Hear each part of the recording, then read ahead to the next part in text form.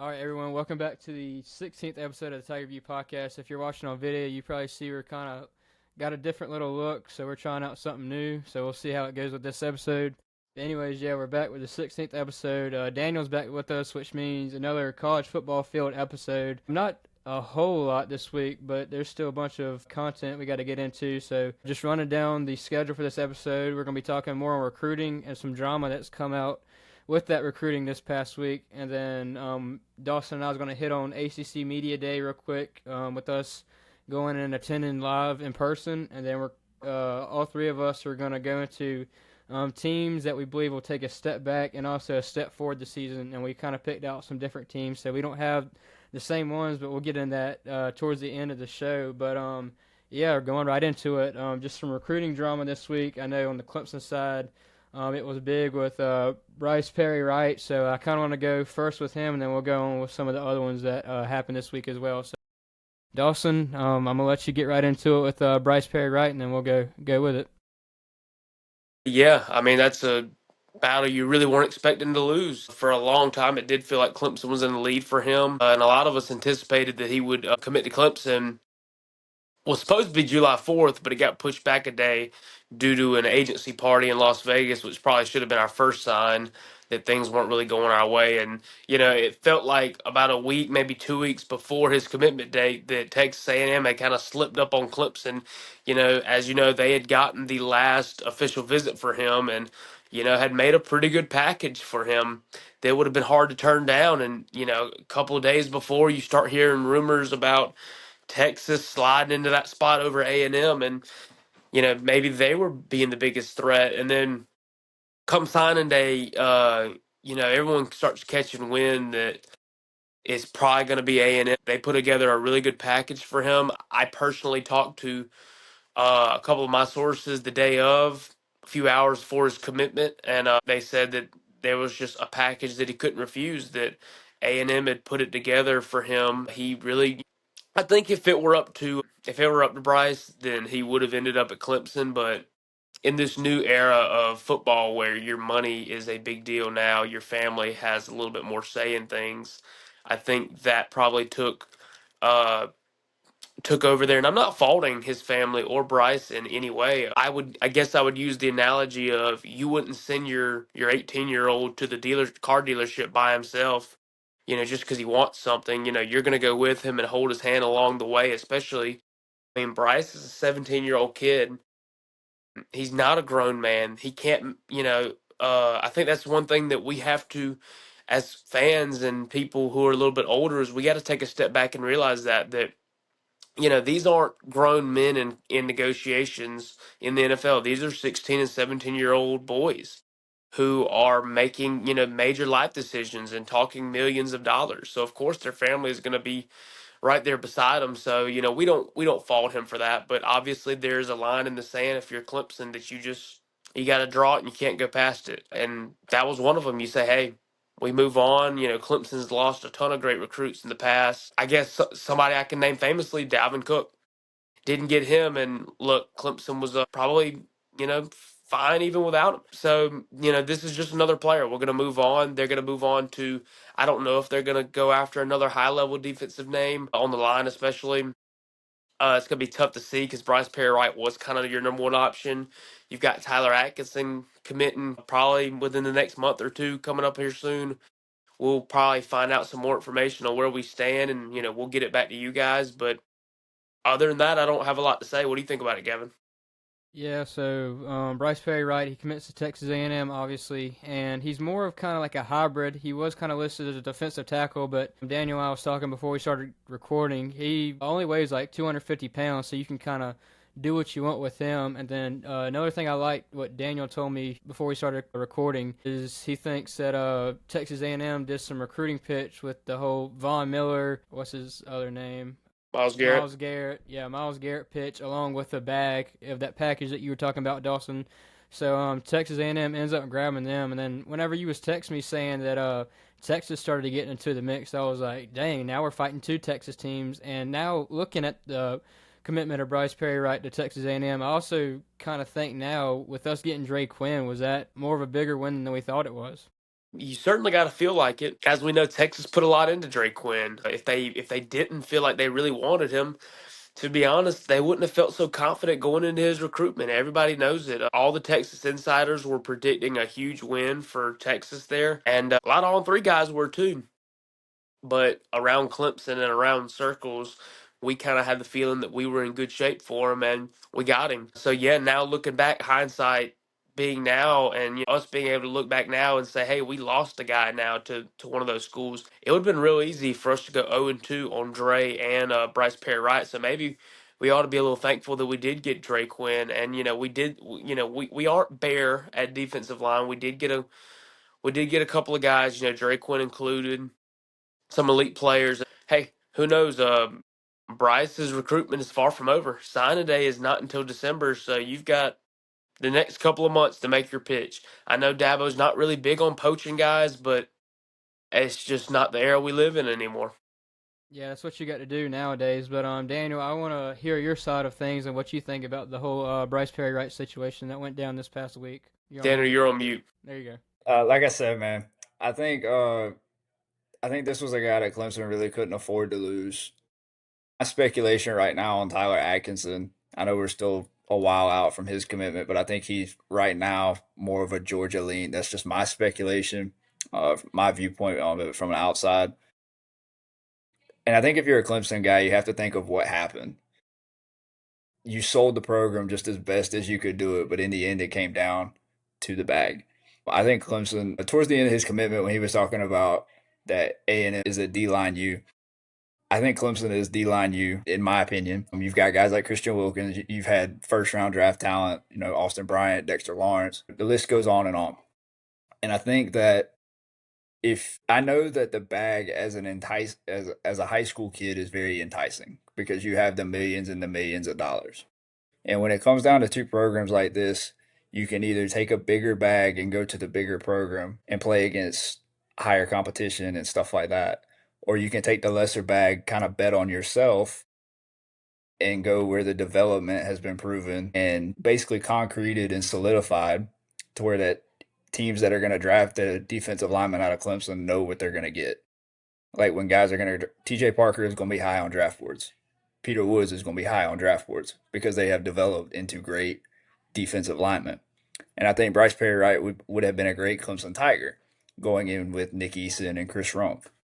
But I think that even with rev share, it is going to be hard to beat some of these teams because you're never going to get it evenly in the bag for some people, or the money is more enticing than playing for the program that you really want to play for. Yeah, speaking on D-line U as well, we've seen some little action on Twitter going on. Daquan Bowers, Clemson great, and also he helps out with the football team now. But he posted on Twitter after Bryce Perry Wright committed and said that comment about D-line U. He said, "Ain't but one D-line U. Check the records. Hashtag all in." So I kind of want to hear y'all's thoughts about that. Yeah, I mean, you got a guy like that who is a former player and an assistant here, kind of voicing his opinion. And you've seen that previously. I remember a couple of times last year when Clemson was dealing with a whole meltdown in recruiting where guys were jumping ship. I can't specifically remember the coach, but I remember a couple of guys posting take the road less traveled, and letting it be known they're putting kind of their feelings out on that. And you one side of you really really sits back and just wonders, what did we do to lose them? As far as a culture, what can we do better? What can we do better in a package to land more guys like that? To where like there's multiple examples, Bryce Perry Wright included, Dave Sanders, guys like that who say that Clemson was their dream school and they grew up loving Clemson. They would have probably committed to Clemson in this pre NIL era, but now we're living in a different world to where we're not landing guys like that anymore. You're always thinking, what can you do to get past that? And then the other side of the coin would be say, hey, we got to move on. They just weren't for us, and there's a reason. If they want to be here, they'll find their way here somehow. Jeremiah Alexander, in particular, who was, basically a Clemson lock up until he came back home one weekend to Alabama and flipped there. And, look, now he's back at Clemson. So Obviously, we're not ruling out the fact that these guys couldn't make their way back to Clemson in the portal. Where push come to shove, we don't wish anybody, negativity or bad play on another team, and certainly not a guy like Bryce Perry Wright. But if things were to go bad, that when he hits that portal, that he was already a Clemson fit. Dabo feels it, the staff feels it, so there would be no reason not to, maybe give him a phone call if we're in the opportunity to do that.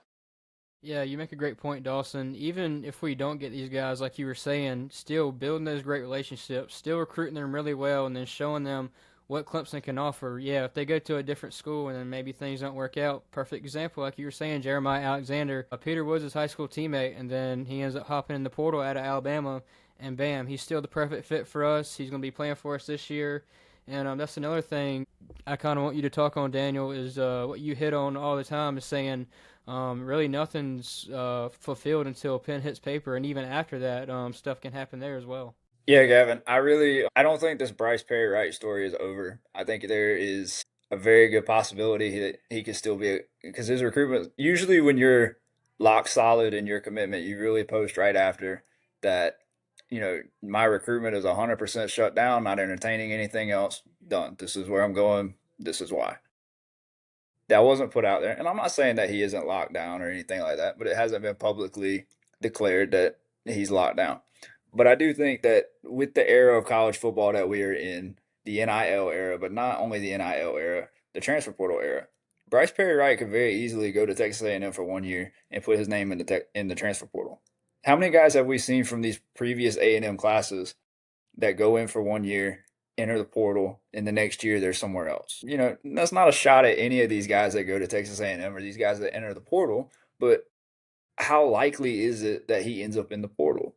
And how likely is it now that Clemson is in the portal if they stay on him? And even if he doesn't end up at Clemson based off of high school, but how likely is it that he ends up at Clemson through the portal? Yeah, it's a good possibility. I mean, we see now that Dabo will use the portal, and obviously the person has to fit, but also team needs. Like you seen last year where we had a couple of defensive linemen decommit. We go get Will Helt this past year, and then also a linebacker, we go get Jeremiah Alexander. Same thing with wide receiver.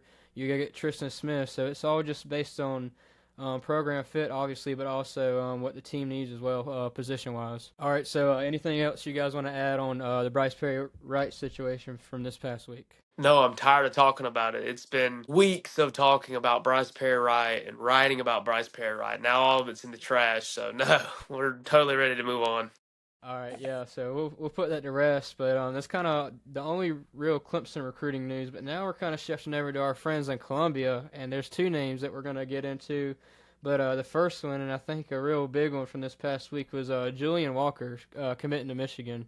So, Daniel, I'll let you take off with that one, and then we'll go into it. Julian Walker is a loss. I really would have liked to see, Dutch Fort, Irmo kid. His dad was on the staff at one point. I would have really liked to see him stay in state, and we did lose one out of our own backyard, and makes me look foolish for what I've said about how good that we recruit the in-state talent of South Carolina. Which I think that if you don't want to be in South Carolina and you don't want to play for the University of South Carolina, it could be a scheme fit, it could be a number of things. Could be you didn't want to play for your dad on staff, or there's a lot of speculation that it could be. But the reality of recruiting is you have to move on. You can keep recruiting them. If their mind changes, they will end up at your university. The bigger loss for me is the other guy that we're going to get into in just a couple minutes, because he was set in stone until 20 minutes, maybe 30 minutes before recruitment, before he committed. And I really do think that South Carolina, I think, finished second or third in Julian Walker's. But in the interview, I've seen the screenshots on Twitter, and I don't know if it's because um, if he was on staff at the time or if he was fired previously. But if you have a coach on your staff, I understand it's your son, but if you're on staff at a collegiate university, you cannot be on record going to another school and being like, I love how you do this here. I can see my son playing for you. et cetera, et cetera, et cetera. That can't happen. I think also going out of your way to talk about how great Michigan was to also because I not to put it out there, but I am in some Gamecock chat rooms and I kind of put my name out there sometimes and just listen to what you guys are up to down there. Those guys were pissed. They were It really should be. upset about. They were really upset, and I agree. I totally agree. If our strength coach or an assistant coach visited another school and then started raving about how great that school was and how they were the standard, yeah, I hope they'd be fired. And somebody said, "What was he supposed to say?" My answer to that would have been nothing at all. Literally nothing at all. Don't talk about it on record. I mean, that is a terrible look. You can say, look, hey, this is my son's decision. I'm glad he's enjoying this recruiting process, but I love where I'm at. I love South Carolina. That's what you're supposed to say. But one Yeah. thing that I do want to talk about his recruitment is I was kind of reading up on it and talking to some people about it. Julian actually considers himself from the north rather than here from the south. He's only here because of his dad is at South Carolina. He's a Wisconsin kid. He actually grew up watching the Badgers a lot, and he said what wowed him about it was watching Michigan in that 2013 to 2017-18 when they had what's his name, played multiple positions. He was a high Jabril Peppers. Was that Jabril it? Peppers, yeah, Yeah, yeah. That's he it. raved. I believe he raved about him, if I'm not mistaken. I'm sure.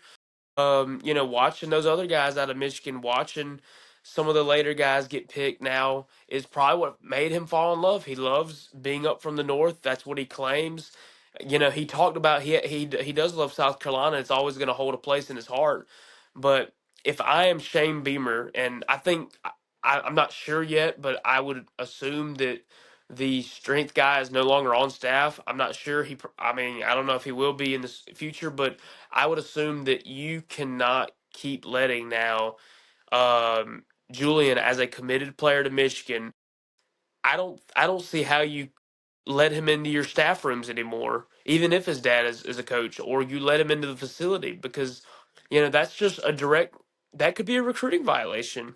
You've got a committed player for another team sitting in on meetings and workouts with South Carolina, and who knows, he could be influencing or tampering with already locked in guys at South Carolina, getting them to hit the portal. I think that's just too big of a security threat. If you're Shane Beamer, you just can't let that go on in your building. So I don't know how they're going to handle that. Uh, and another thing is it doesn't send a very good message to recruits out there who are considering South Carolina to say, It's the worst message possible. yeah, I mean, like he doesn't even want to go to that school. His own son doesn't even want to be at South Carolina. So why should we be at South Carolina? As a coach, man, if you are a coach and you are on staff, and I get it that you want to support your kid and that you want to talk good about the staff, which you can do that in so many other ways, in the ways that these screenshots don't show. But you cannot and you cannot make your program look less superior than what it was. And that's exactly what the screenshots look like it did. And if he was out recruiting and this is how he was recruiting, you know, there's something that a lot of the way that you talk about your program is the way that other people are going to see your program. So if you talk like you're top of the line, there's a lot of people that are going to see you as top of the line. But Michigan was what last year? 7-5, 8-5. Seven Is and that five, I'm top of the pretty line sure. for Michigan standards or for Big Ten standards? Not at all. And people that go around saying, oh, you're going to do great. You can say that you're going to do great things, but the way that you raved and the way that basically you applied for the job without applying for the job. Basically, it's that can't happen if you're a coach, and it's so frustrating that that's what happened. Yeah, like I get, obviously you're proud of your child, like making a big time commitment, but whenever it's to another school and you make those comments about that other school, when you're a coach at a different school at another high caliber school, like y'all guys are saying, like that just can't happen. I mean, you can say certain stuff, but just what you were saying, Daniel, like none of that can happen. Which allegedly, I don't want to say he was on Yeah, staff. I don't yeah, want to yeah, say he yeah, was on staff, but allegedly you were on staff and you were talking like this. yeah. All I right. mean, like Go ahead, for Dawson. the Clemson people, if we can kind of compare it to our own, imagine if Joey Batson's son. No, no, no. Imagine if No. Matt Luke's son, who is a pretty coveted recruit right now, who has now earned a Clemson offer. Imagine if he were to go out of his way and commit to Georgia, and then Matt Luke go on record of saying, "Man, Georgia, I miss being there. They do it differently. They hold their team to a different standard, and that just is a phenomenal place that sets the bar high." We would be really upset about that. I'm sure Dabo, if he wasn't I fired, don't I mean, he would have a strong conversation with him whenever he got back into Clemson. I don't think you would have a job. All the good that you No, do, all the good that you do will never outweigh something like that. yeah. That's a perfect example, Dawson. That's basically the equivalent of what happened in that situation. But yeah, if that were to happen with, we're making an example with, like you were saying with Matt Luke, I mean, you couldn't help but just have to get him away from the program. No matter how good of a coach he is, like, that just can't happen. And not to get off topic here, but to kind of relate our, how powerful words are. How about Thomas Castellanos? I know we didn't put it in the outlines, so we kind of forgot about it, but man, sending that kind of message a little over a month before you play Alabama, especially when you were benched at Boston College, what are we doing? I mean, all three of us played football. We understand that, there's a fine line between being confident and looking cocky and, poking the bear, as they'd say. And if I'm on a team and my quarterback says that, who's a transfer who had to battle his way to get to this spot and is talking like that about a top level team that we're about to play, he's going to have a swift conversation in that coach's office. And I'd be willing to bet he already has. I'd be willing to bet they're probably going to shut down his media access, or at least the team's media access, until the season starts. And by that, I mean, exclusive interviews. I don't mean ACC Media Day, but You I better show promise up. you. Yeah, I promise you. Yeah, you better come ready, because Alabama's got that plaster on their walls already, and so do all the ACC teams. Now that he said he ran through the ACC, I'd be very surprised if, for Clemson, if Nick Easton and those Tom Allen, those guys aren't hounding that, telling them that every single day. Especially leading up to that game, to say, "Hey, this guy thinks y'all are bums. He's going to run through y'all." So I think Thomas has put a huge target on his back, and I would be really excited to hear what he says if he even gets to go to ACC Media Day in a couple of weeks. What he's got to say about that comment if he's asked. Yeah, I get that. Obviously, maybe if he was a quarterback there all of his college career, maybe he could say that. But whenever you're transferring in from Boston College, of all teams, to Florida State, and then you automatically think, oh, I get this title just because I'm the Florida State quarterback. Yeah, he was benched at Boston College, and that's really not a good look. And then you're coming into Florida State whenever you're about to play Alabama first game of the season at Bryant-Denny Stadium as well. That just is putting a big red target on your chest. If you're Norvell, that's the last thing you want. You're already on the hot. You're already Mm-hmm. kind of on the hot seat. Disappointment last year, and the first thing that happens is your starting transfer quarterback, maybe as a starter. I don't know if he is going to be the starter or not. Got to get through fall camp and everything. But if your starting quarterback comes out and just paints a big red target right here on your chest for the whole season, and this is kind of a make or break season for you, I promise you that conversation in that coach's office isn't going to be a good thing. There's a fine line between confidence, arrogance, and cockiness, and you can't mix the three. You're one of the three, and that came off very cocky, very arrogant. And I think Alabama is going to roll in week one. Yeah, Mike Norvell's already got enough problems, and that just creates an even bigger one with what he was saying. I think almost that kind of shows the bad side of a transfer portal attitude. A guy that's really cocky just thinks he's everything. And I mean, look, we don't know this guy personally. We've never met him, but that being one of your interviews and that being the thing that gets out, a lot of people are going to make presuppositions about you, and this is one of them. I mean, this is what comes with the job. Could you imagine if Tristan Smith were to come out and say, "Oh yeah, these LSU DBs are horrible.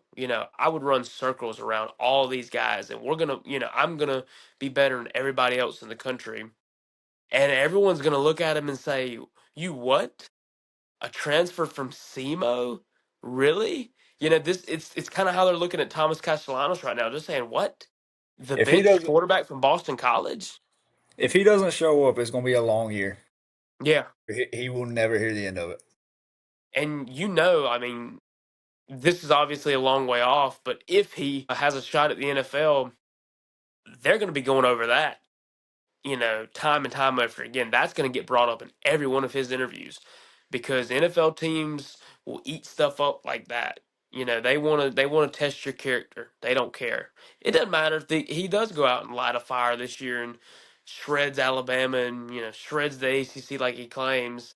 That's still just a extremely cocky remark from an unproven player at this point in his career. Yeah, no matter what, like he's gonna have to face that. I mean, he can try and push it aside for all he can, but like you were saying, Dawson, even after college, those NFL scouts and even those NFL reporters, whenever you show up to the combine, they're waiting to ask you hard questions to see how you'll react to that. All right, so moving back into our conversation now, I want to talk on PJ Dean. He was crystal balled to South Carolina, but ends up committing to Georgia. So see Daniel shaking his head, so I'll let you go on with that, Daniel. 20 minutes. All it took was 20 minutes before the commitment, and it flipped. And Yeah, a lot can happen in 20 minutes to pick up what Daniel was saying. For me, I think what just to get my input on it real quick. For me, what I think changed is just an undeniable package that Georgia put out there. He got a call probably right then, and I can just imagine Kirby on the phone, and I've met Kirby before in a limited capacity, and I can just imagine, hey, what's it gonna take? What we want you to be a bulldog right here. What's it gonna take? I can just imagine that conversation and how that went. And I can only feel so bad now for Steve Wilflong. That looks bad on him, but honestly, things like that happen. He can't help if a guy just flips stuff. Things happen. He was a Gamecock lock. Everybody knows it, and Georgia makes a last minute call, and all of a sudden he's a Bulldog. So I think that's a little out of his power, and I think people do need to calm down on blaming these insiders because truly is things do change. That's just how it works. We don't live in the same world we did 5 minutes ago. Daniel, do you want to continue? yeah, he was Yeah, you definitely got. a cock lock before 20 minutes. Actually, it was the same NIL deal. South Carolina and Georgia had the same exact NIL package. I confirmed that with somebody that I've talked to about it, that they followed it through and everything. I do think that um, it had a lot to do with his brother that recently played at Georgia and got drafted.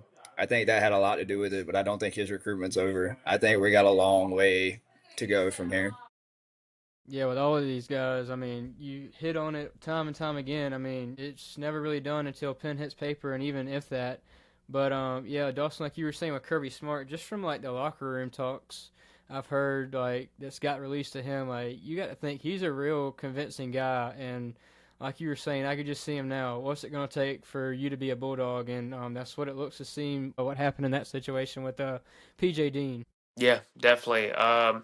I met him whenever he was, in a heated battle with South Carolina and other teams like that, recruiting Jordan Burch. He actually came to Florence, and a lot of us met him then. And yeah, he's an intense guy. And this was quite a while ago. Coming up on 6 years now, but his intensity didn't change, and he's still that same fiery recruiter that he was back then. He's 100% the same fiery competitor, everything. I do think that the recruitment isn't over until pen hits paper. I think we're going to stay on him, and I still think that I really do think that if he does go to South Carolina, he will end up, or if he does not go to South Carolina, he will end up at Gamecock at one point in his career. Yeah, so we're waiting to see if anything else happens in the recruiting world. It's definitely been a crazy week between the likes of Clemson and South Carolina and their own ways of recruiting.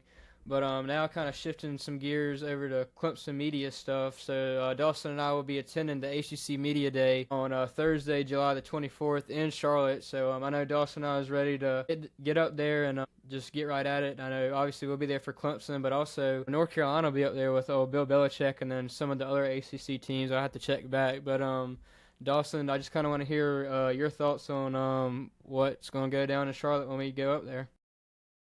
Yeah, I'm excited. It'll be my first ACC Media Day, and I think it's yours too, first, right?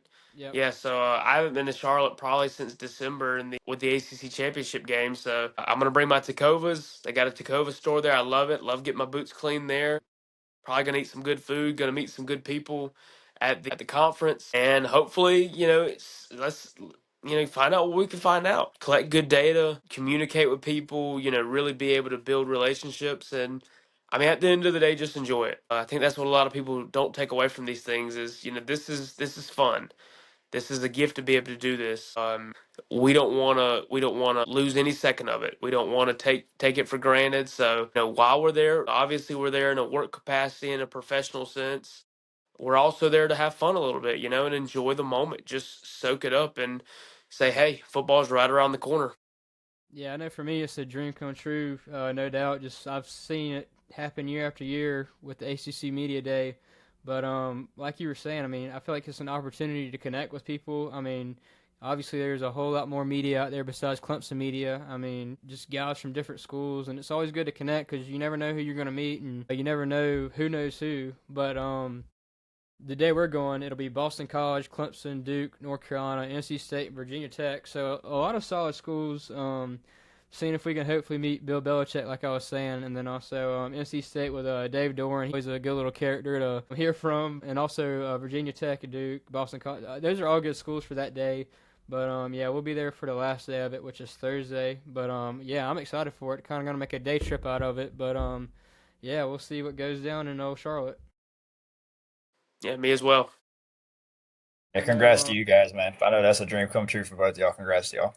yeah, for sure. And I know I'm the same as well. I haven't been to Charlotte since the ACC Championship game this past year, so good to be back in Charlotte, and I'm hoping we can go back to the ACC Championship game this year and do it all over again. But yeah, we'll see. So, kind of just wanted to hit on that real quick.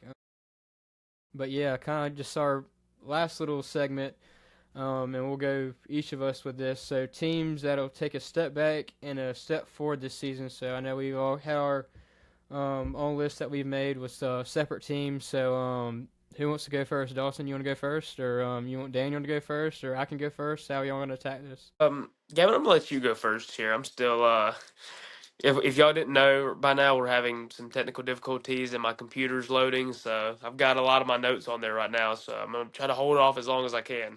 All right, yeah, I'll go first. So I did three for each, but I'll just get right into them. So for a step forward, I got the Georgia Tech Yellow Jackets. They went 7-5 this year, but they get another year with Hayes King.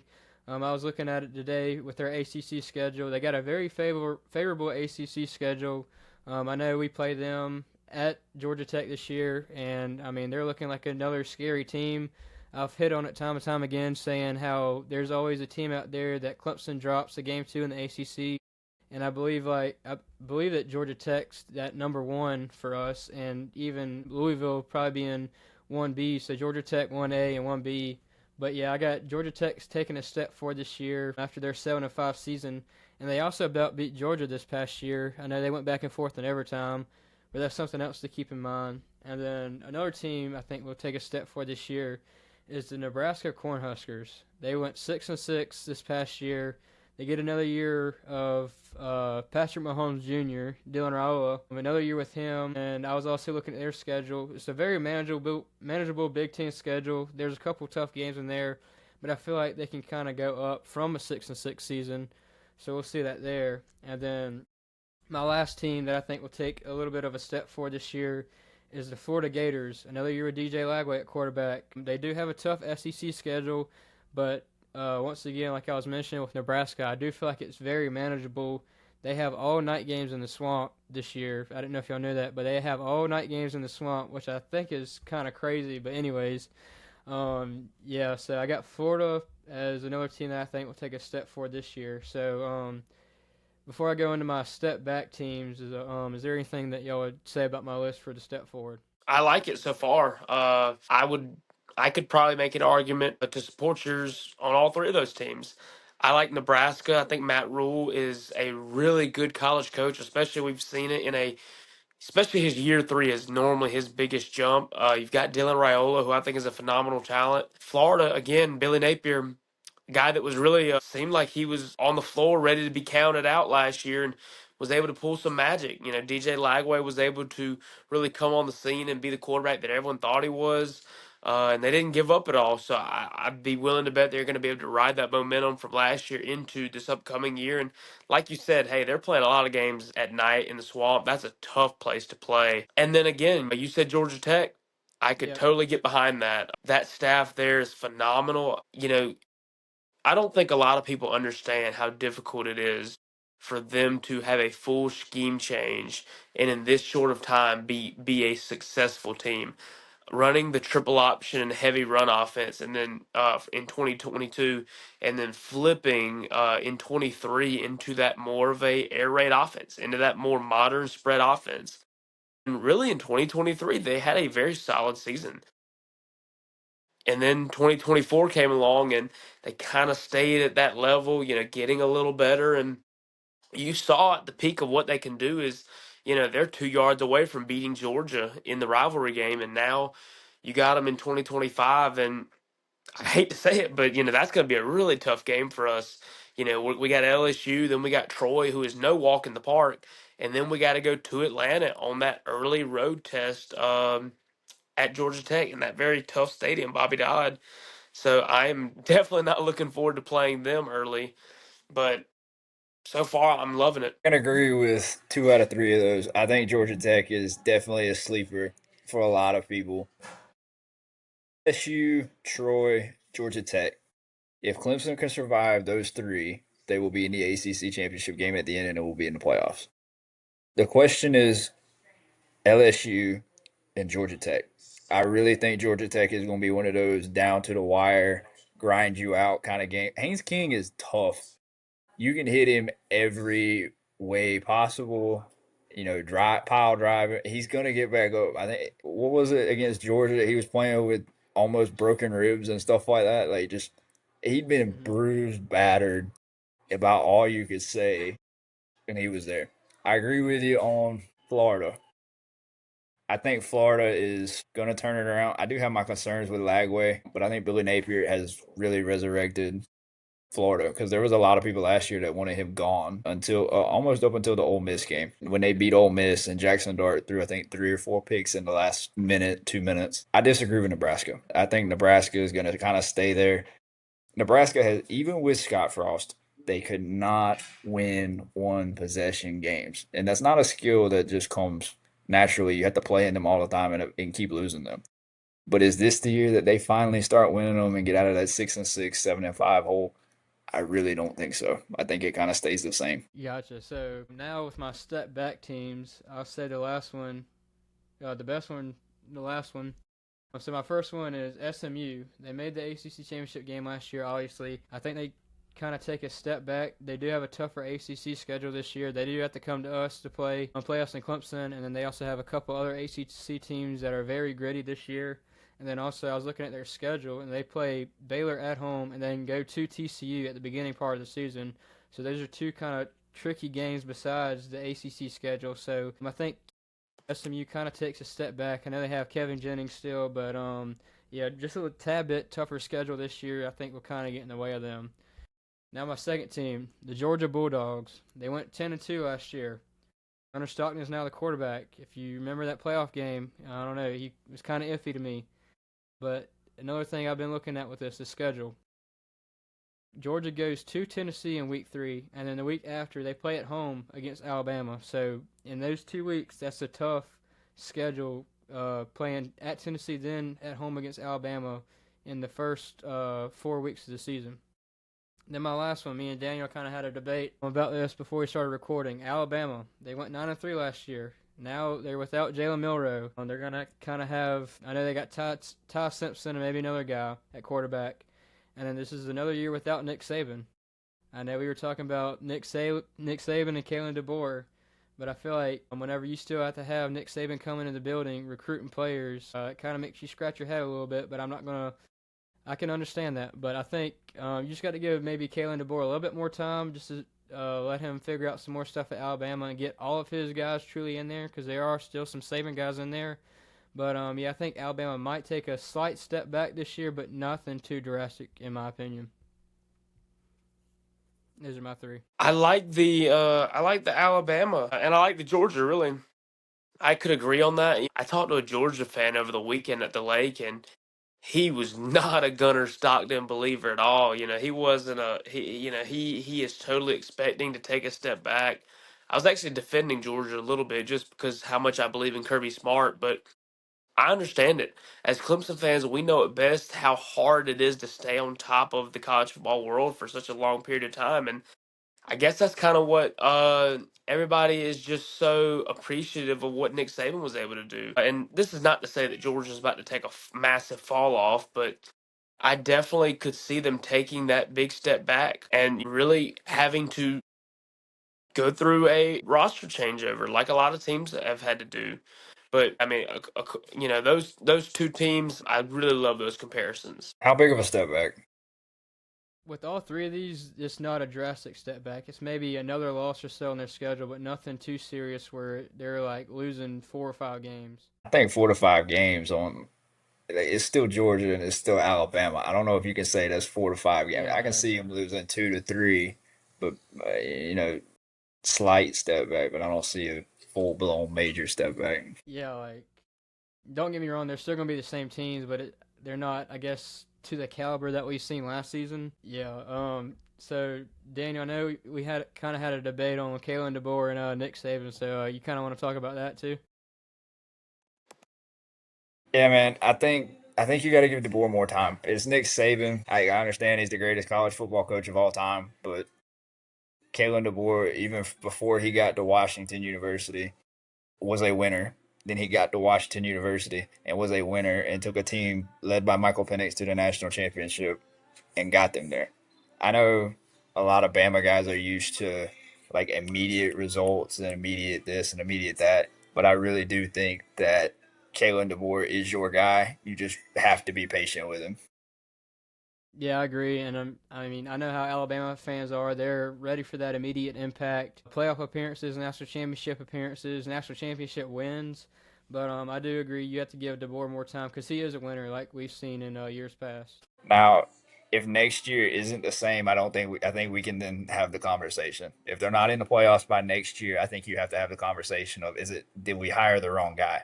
I think you have to give him this year full trust, and then if you're not in it this year, you can go into next season being like, okay, do we pull the trigger? Do we wait? Yeah, I agree. All right, so that's my list. So Daniel, do you want to go next? Dawson looks like he's still working on some stuff.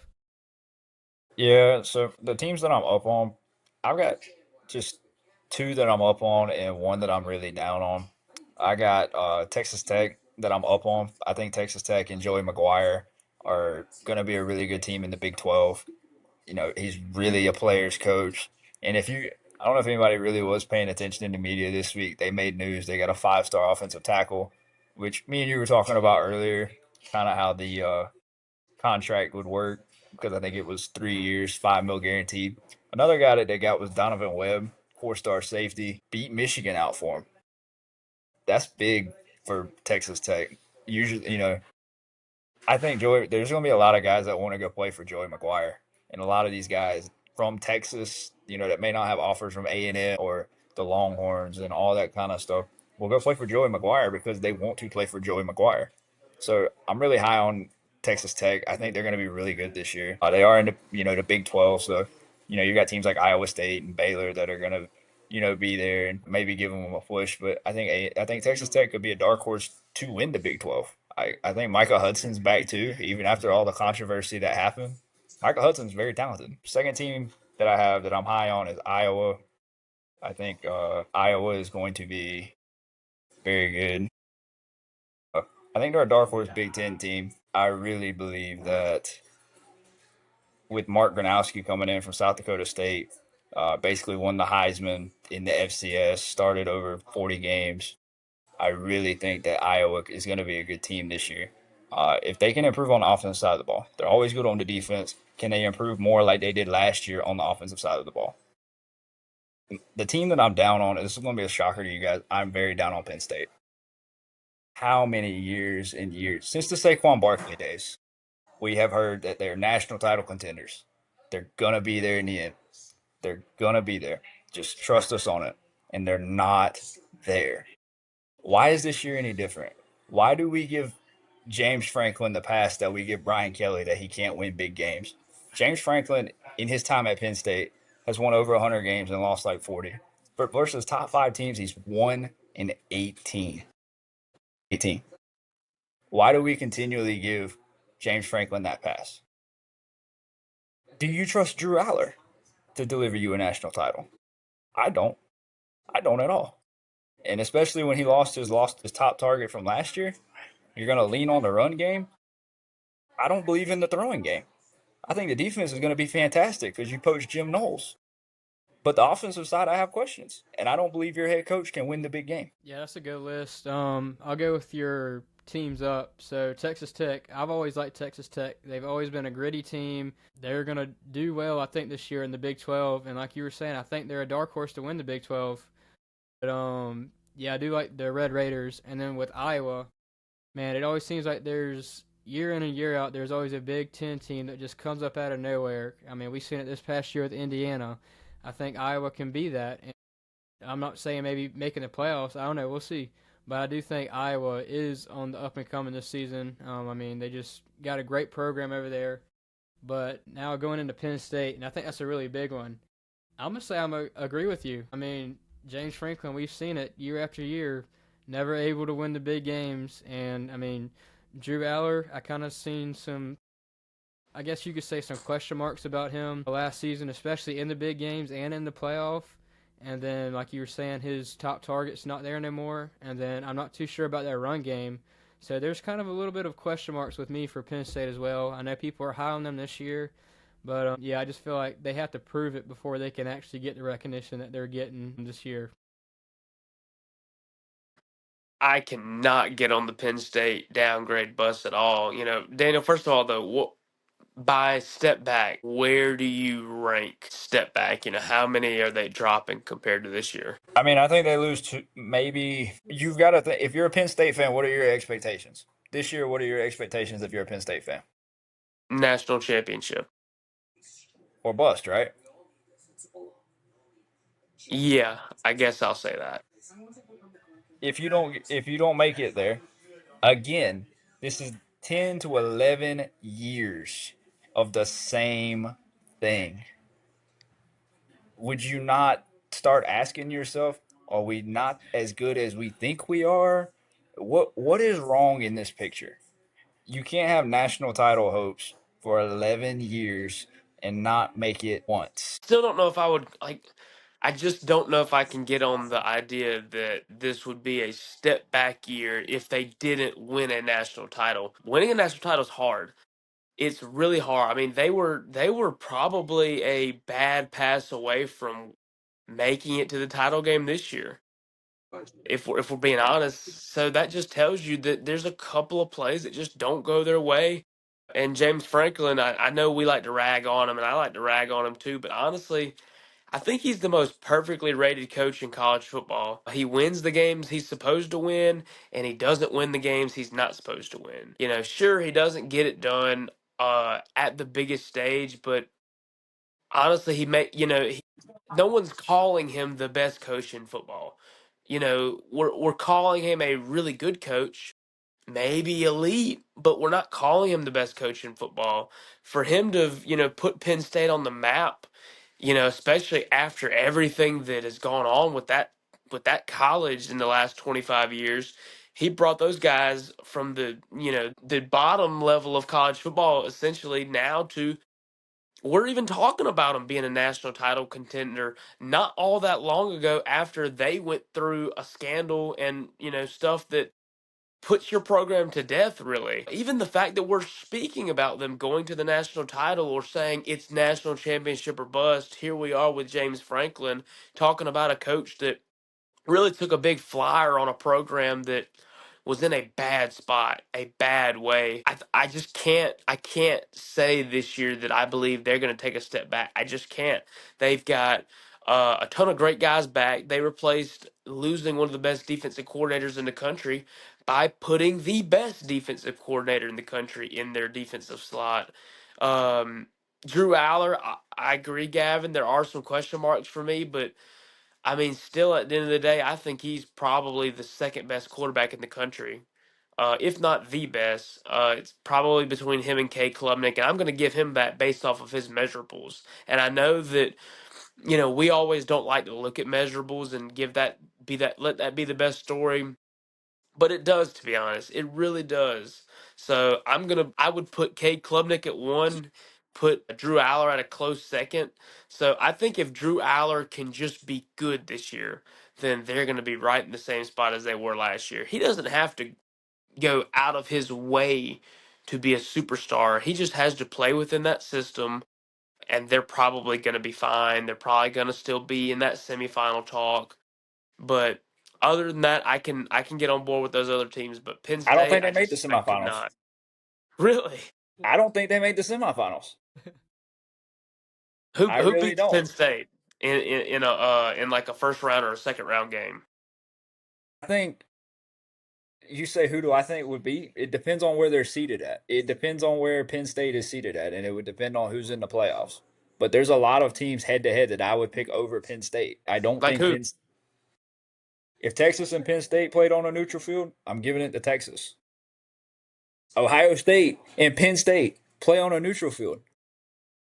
Ohio State went to Penn State last year and But for you to say that they probably wouldn't make it to the Oregon. semifinal, that would imply that those two teams fall in the same bracket side to where they're that close together. That would mean I think there's Penn a State lot of would have to have a 6 to 7 to 8 seed year, and Ohio State would have to have a 2 3, or they could be a 4 and a 5, which I think in a world that is possible, to where Penn State, because I'm going to give Ohio State, if they were to match up together again, or if they were to match up in that Big Ten championship, then yeah, I could see a world where they're 4 and 5.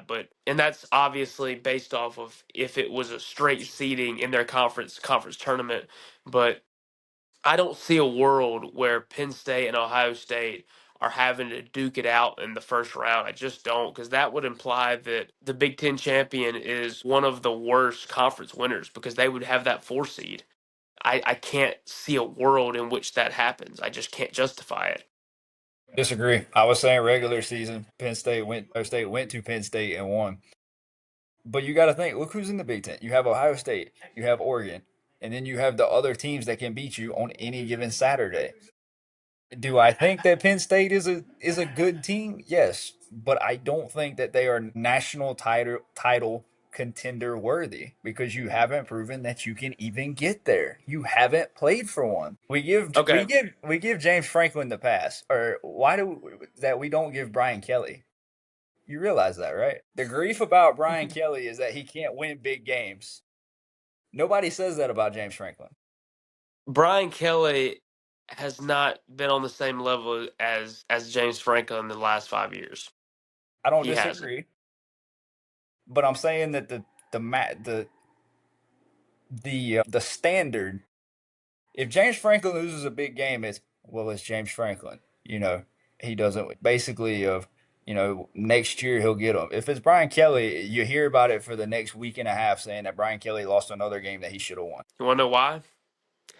Because Brian Kelly coaches in the SEC, and everybody gets a pass if you lose a conference game over there. Very true. Alabama lost to Vanderbilt and lost to Oklahoma, and people were still trying to drag them into the playoffs. That's why. Fair. Fair point. Very fair.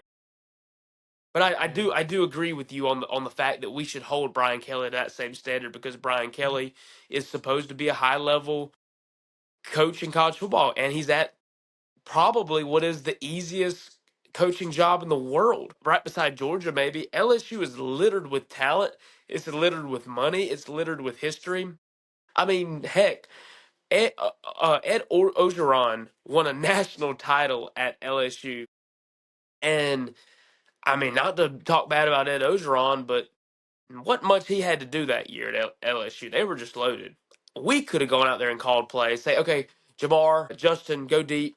Joe Burrow's going to find you. That's basically the playbook all year long. So that's just a proof that if you're at LSU, there's talent every single year. And they have a bit of a, this is, Penn State fans are not going to want to hear this, but I think LSU's got a better history in the last 30 years than Penn State does. They just do. LSU didn't have to go through a scandal that Penn State did, at least to the extent that they did. And they were I think James Franklin was in a tougher spot than Brian Kelly was coming into that job. And I know Brian Kelly is, he hasn't been there that long, but we're starting to kind of wonder about him now, saying, hey, what are you going to do? You left a lifetime job that you had at Notre Dame to come to this bigger program that promised you the world, and you haven't delivered at all yet. What are you going to do this year? If you drop this game to Clemson and you don't make the playoffs, I think things are going to get real uncomfortable fast up there in LSU or down there in Baton Rouge. Very quickly. All right, Dawson, you got your list ready yet? I do, yes. Okay, Finally, right. my computer is ready to go, and I'm ready to roll. Let's go. And I'm going to say one word, and Daniel's going to hate it. So my first team that I've got, I'm going to start with teams that are taking a step back, the South Carolina Gamecocks. I mean, you knew it was happening, right? I have totally taken out my bias on this, and I'm just going to give you straight factual information. Number Step one, back is what? step back as in I think they will win 7 games this year, which would be a step back. They won 9 this past year. I think they'll win 7, maybe. I think they could win 8 or 9, but I don't see it. My Number number is one 8, reason. so Number one reason, loss of production.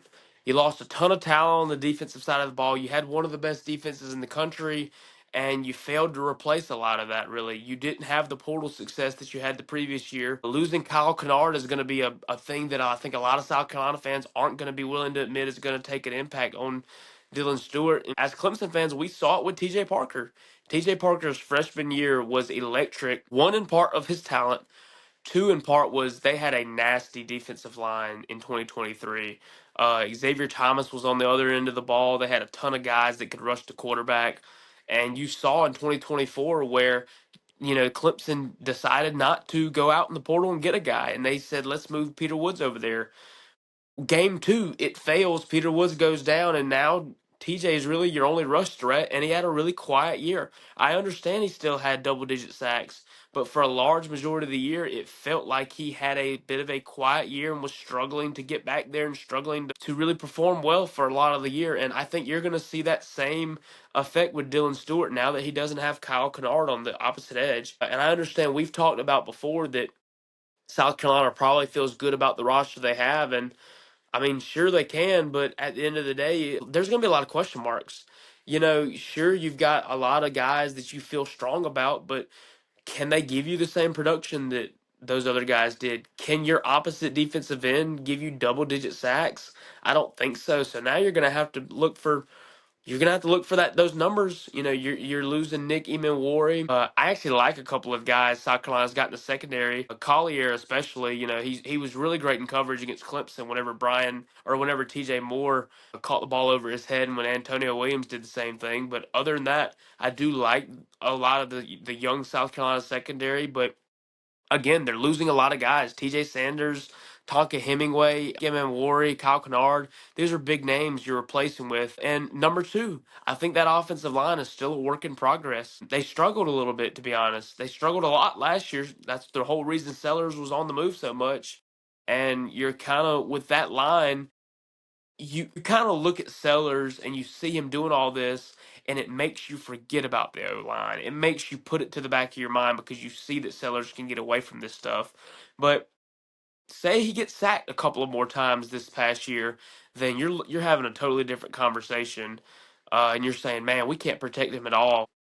I was at the spring game, and I understand it is a spring game, and there's not a lot to take away from it, but it looked a lot like last year. And truly, I think if Sellers ends up playing some teams that can really tackle well and now have film on him, he's going to have a lot of problems getting out of that pocket because a lot of his runs were scrambles. They were not intentional. A lot of them was him having to run for his life, and defensive players getting out of their lanes because they're seeing a quarterback move. But still, that shows a lot about your pocket presence, and it really exposes a secret that you guys can't block very well.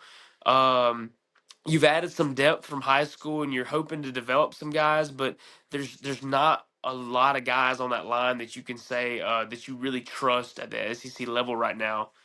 And number three, this is gonna kind of sound weird, but the depth at quarterback kind of makes me wonder what would happen if you end up in a situation where Lenore Sellers goes down. I know you have Air Nolan. I know you've got the freshman from man, what's his name? Yeah, I know you got Cutter Woods, but there's not a guy that you've had there for a long time that I believe is an experienced guy with the scheme like Lenore's would be.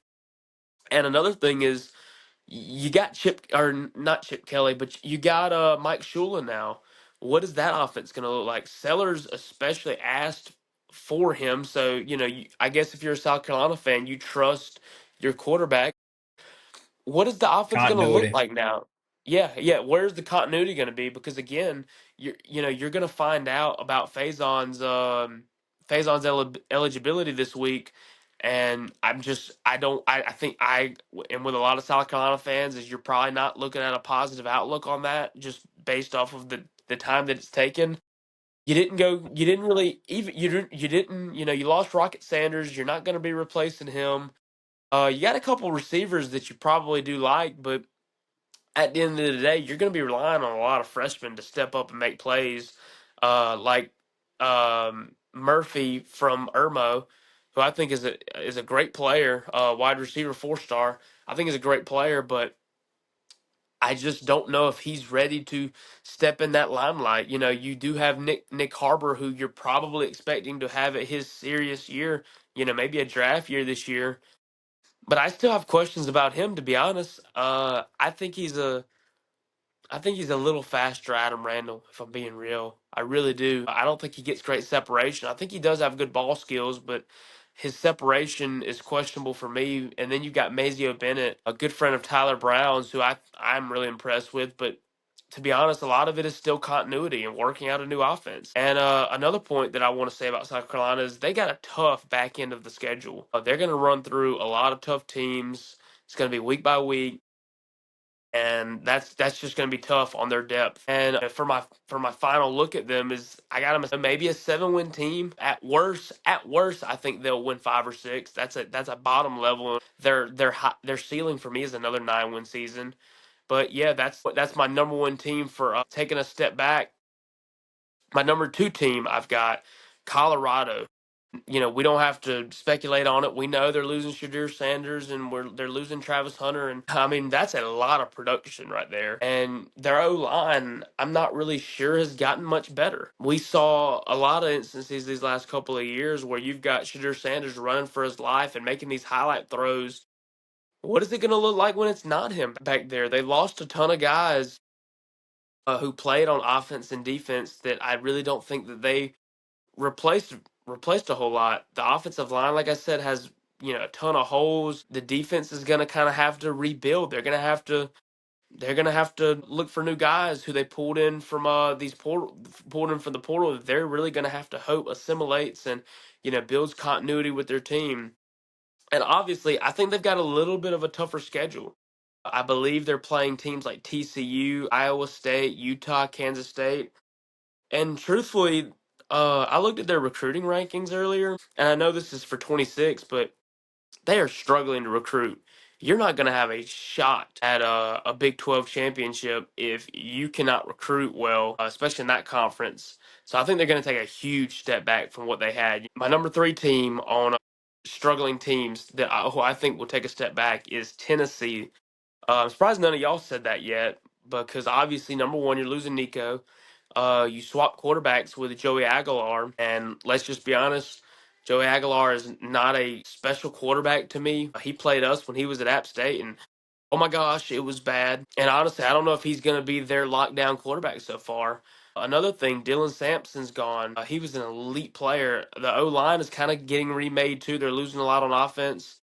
But, I do want to say is I think Tennessee fans mentally are going to be okay when they take this step back because they respect the crap out of Josh Heupel. They respect him for taking them to places that they haven't been in quite a while. They respect him for standing by them, and they respect him a lot for how he handled the Nico Imalava situation. Um, Again, their defense is solid, but it's not all the way there. They're losing. They did lose James Pierce, which was an extremely talented player. And they got a tough schedule in the SEC. I do think they're probably not gonna make the playoffs, but that's just unfortunately that's just one of those teams now that I think will take a step back. So now I can be positive here. Now I can talk about the teams that will take a step up. Oklahoma. Oklahoma because they have to, not because there's just some magic wand out there that's going to make them, but they have to. I mean, Brett Venables is really counting on this. He's taking over the defensive play calling, so I think they're going to get better as a defensive team because he is, obviously coming from Clemson, that was his specialty. So I think they can only go up from there on that. How about John Mateer? He's bringing his OC with him, and I think if we were to look back a couple of years ago, we would have never expected John Mateer from Washington State to have to save Oklahoma this year. But here we are. They added a ton of portal players, adding a really good running back. So I think, nevertheless, for Brett Venables, this is a you better step up kind of year, or else they're going to start having some weird conversations over there. And as we all know, if you go to your alma mater to coach, they will never love you the way you love them. They never will, because it is a business. And if Oklahoma were to indeed take a serious fall off this year, which is very possible, but if they do, and they part ways with Brett Venables, that is a bad situation that you never want to be in. And here's my second team is I'm going to go with Virginia Tech. They got Kyron Drones back. I really love him. They got a new staff there. I know you're shaking your head, but hear me out on this. Hear me out on this. Kyron Drones has the tools to be a elite quarterback in college football.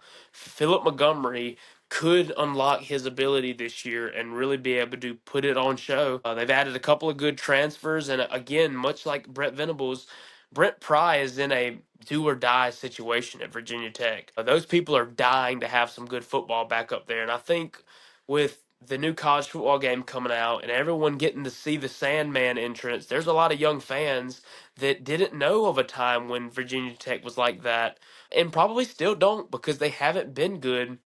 But now you've got that game kind of putting it in everyone's minds that, hey, this is what Virginia Tech looks like when they can field a really talented team. And truthfully, they've got an extremely underrated fan base that if they have another game, or if they have another year where they win 6 or 5 games, then man, it's going to be tough for Brent Pry to kind of sell his plan for them, especially with a guy that they believe in, which is Kyron Drones, which is a guy that I believe in personally. And you're going to see that on stage on the bright lights on Labor Day weekend against First game of the year. yeah, first game of the year against South Carolina. You're going to get to see it. So there's my South Carolina take a step back, and there's my Virginia Tech take a step forward. So to vindicate me, I'm asking Brent Pry, please win. Please. That's And your for my early last pick. team, huh? That's your early pick. Yeah, that's my early pick. It's probably going to change in a couple weeks based off what fall camp does, but I'm asking you, please, Virginia Tech, if you can hear me, win that first game. So for my last team, I kind of went back and forth on this, and honestly, it was a really tough decision. But I am going to go with the NC State Wolfpack. To me, CJ Bailey, I can't get enough of him. He's a great quarterback. And look, for all the smack we want to talk about Dave Doran, he's kind of always had a little spot, hadn't he? He's kind of had Dabo's number a little bit, although it being a tough run for him for a long time. They nipped us in 21. They, you know, had a rock fight with us in 23. And I think that they have a shot to really propel themselves in what is a weak ACC this year. And again, it goes back, like, the biggest thing that I'm basing this off of is CJ Bailey. I love his play. When he played against us, I didn't really think it was so much that he lost the game, that the fact that they just were not very good around him. So you're gonna have CJ Bailey in his second year as a starter. You're gonna have Dave Dorn, who's kind of getting to reload his pieces, and another guy that's probably got a lifetime contract up there in Raleigh.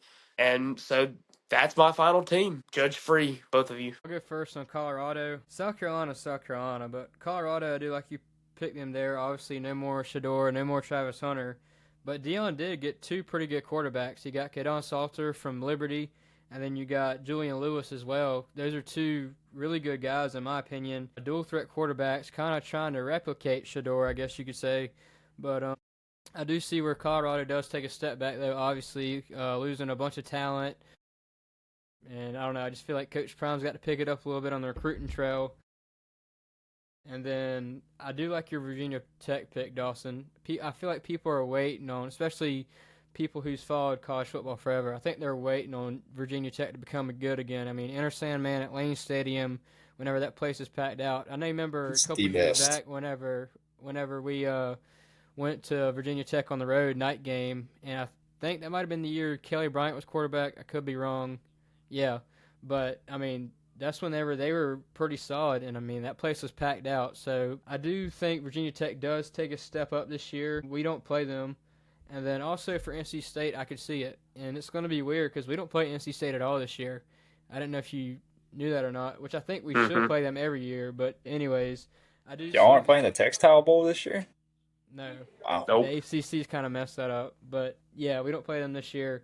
But I feel like if we did, that would be another game I would point out as, hey, this is another game that might give Clemson some trips up because we would be in Raleigh this year because they played us at home last year. But, yeah, those are kind of like my thoughts from your list. Also with Oklahoma, I do feel like it's a do-or-die situation with Brent Venables. I mean, another year being head coach, but I do like that he's taking full reins of the defense. We know what he can do with the defense, so maybe him doing that, I feel like could be a step up for them, and maybe it's something that they do need for him to do is to take over the defense. But that's pretty much it with my opinions from your list. I'm not gonna go all Go over. ahead, Daniel. Go I'm ahead. not. I'm not I gonna know go all Daniel wouldn't like over. it. Not gonna go all over your ripping South Carolina stuff because in a lot of ways that me and you agree. I think South Carolina does take a step back. I don't think that they win. I don't think it's 7 games. I think it's maybe 8 games. Uh, maybe one more that they're supposed to win. That they're not supposed to win. I have a lot of questions about. Uh, Number one, the Mike Shula offense. If it looks anything like it did against Illinois, I think you're gonna have a longer season than you want to have. It just number one, your defense couldn't get off the field against Illinois. They just could run the ball at will. I think the defensive production is a very big deal. Guys like Kyle Kennard, guys like Demetrius Knight. I do want to ask you guys a question though. You bring up the Dylan Stewart. He's not going to have as productive a season. You bring up the TJ Parker example. Were you guys still getting pressure on the quarterback even without TJ getting back there? Or was it more of there was a significant decline because TJ wasn't getting back there? No, he was No getting back there. disrespect at all to Cade Denhoff and Jaheim Lawson, but it felt like there were ghosts on the other side of that line, man. It just did. The game I really think So about is the yeah, Pitt game this year whenever he was getting pressure on the quarterback. Well, that's just kind of the way that I was thinking of it. If you have one guy that's going to get chip blocked and you have guys that are going to get double teamed, do you have the guys that can win one-on-one situations? And I think maybe with the guys that we have on staff that can develop these guys, I think they have the chance to. They have the possibility to. They're going to get a couple of games to really try it. Virginia Tech. If Virginia Tech's going to be back, all I ask is that they take the first week off. You can do as well as you want the rest of the season. Just take the first week off. Anyway, I like the Oklahoma pick. Lincoln Riley really left Oklahoma in a dumpster fire when he took Caleb Williams and went to Southern Cal, and it was just brutal of what's happened to Oklahoma ever since. I like the Tennessee pick. I think the Tennessee pick is a very underrated pick. Josh Heupel was one of the best coaches in college football, one of the quickest offenses in college football. But man, with the Nico saga, you know, your starting quarterback and different production losses. I don't know how you can overcome that. I think maybe 3 losses, 4 losses for the Vols this year. Like you brought up earlier, they're playing Georgia week 3 or week 4, whichever week it is. They are home, but that's still a tough game. Kirby versus Josh is always a good game. I think everybody knows that. Overall, it's a solid list. I like the Colorado pick. I think Colorado takes a significant step back with no Travis Hunter and no Shador to fall back on. I think it was a good list, though. Yeah, I agree. one thing, Daniel, I do want to hit before I guess we're probably getting close to wrapping up. If you think that South Carolina wins 8 or 9, and I think they win 6 or 7, what are the games games or the game that you think that they win that I probably am guessing that they're going to lose then? If we're off by one game there, who do you have them beating that I would have them losing to? Okay. If you want to go game by game, I think they'll beat Virginia Tech first week. I think they. Hold on, let me pull the schedule up here just so I'll know. Yeah. SC State. I think they beat Vanderbilt and they start out 3-0. They got Missouri at home, or excuse me, Missouri on the road. That's a tough game. Eli's always had our number. It's a coin flip. I can't pick that one. I'd have to see the first couple weeks of the season. But if I'm going to go early on, I'm going to give it to Missouri, home field. Eli's had the number. We got lucky last year and got in the end zone with like 18 seconds left against them. You call it, some people call it skill, some people call it luck. I call it both. Got Kentucky. With the way they looked last year, I think at home, I think you start out, that would be what, 4-1. Then October rolls around and you have LSU at LSU. That is a loss 9 times out of the day. LSU lose. I think you beat Oklahoma. Alabama for me is a coin flip. I'm not sold on Oklahoma yet. I'm gonna call Oklahoma. I think we beat Oklahoma. Alabama's a coin flip. I can see it going either way. I think it's a tight game in the fourth quarter, and one team's gonna make a mistake. I think lost to Ole Miss. You beat A&M, you beat Coastal, and you beat Clemson. Have you beating A&M, and I don't have you beating. Go figure that me and you disagree on the Clemson game. Well, look, hey, let me just. Feels How pretty old tough. were you? How old were you in 2013? The last time you guys beat us at home? I know we've never, mostly in my lifetime, I've never seen it happen at Williams-Brice, but I will this year. 12 o'clock kick, too. That's stupid. All right, yeah. No, I love the 12 o'clock kick. I think it's I know great. you do. We can get in and get out and probably not have that many. Yeah. You win, there'll be issues, I promise. Is it going to be like a, if we end up going to that game together, is it going to be like a situation like last year at Clemson where I told you if South Carolina lost, you were just going to have to walk back? I Took wish we Daniel could. 5 days to get home from Clemson, by the way. I really wish we could throw the picture up that I got of him and one of our other good friends right after it happened. It's the best Nah, picture I've ever taken in my life. it's not that good. Anyway, Man. Yeah, we still got a long ways till the end of November, but it's always good getting some Clemson, South Carolina talk in. Yeah, anything else you guys want to add for this episode? This was a jam-packed episode. I know we didn't have as many segments, but man, we had a bunch of content. Yeah, anything else you guys want to hit on before we check out for this episode? I'm good. I've said my piece. just appreciate you guys having me on, man. A lot of fun every time we get on here. Yeah, man, of course. And I know maybe next week, I don't know, in a couple weeks or so, we've been working on some stuff behind the scenes for a special episode, so I won't say anything yet until it's fully confirmed, but just keep on checking up on social media for some updates on possibly the next episode of the Tiger View podcast. But yeah, that's pretty much it from my end of things. But yeah, Dawson, anything you want to add on that, or no, you want to keep that kind of quiet for now?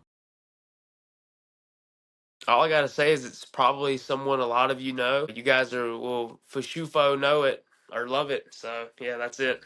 Yep, that's all we're gonna give you. But yeah, that's pretty much it. We're gonna wrap it up here. But it's been the 16th episode of the Tiger View podcast, and as always, go Tigers.